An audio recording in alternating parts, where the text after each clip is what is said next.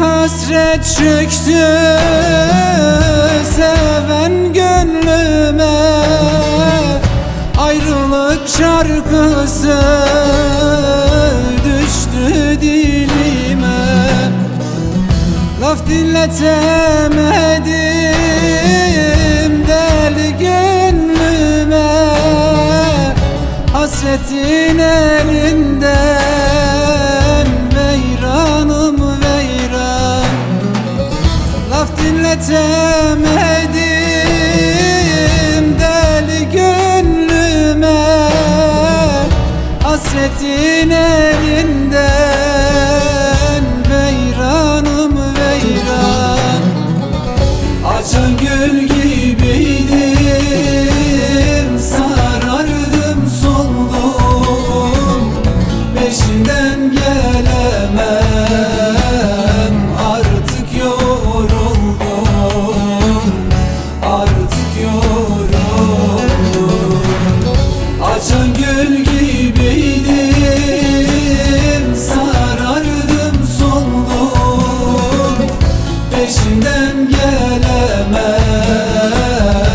artık yoruldum, artık yoruldum.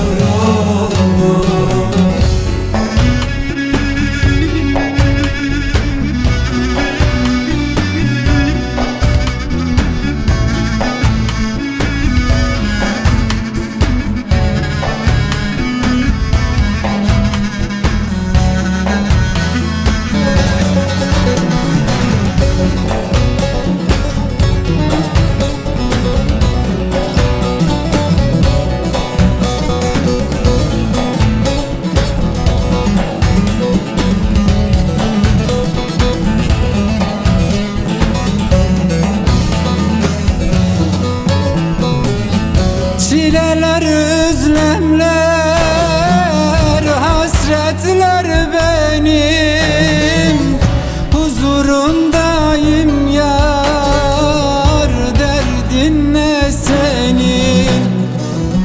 Yanımdayken gurbet gibi uzaksın, sevdiğim değil de sanki tuzaksın.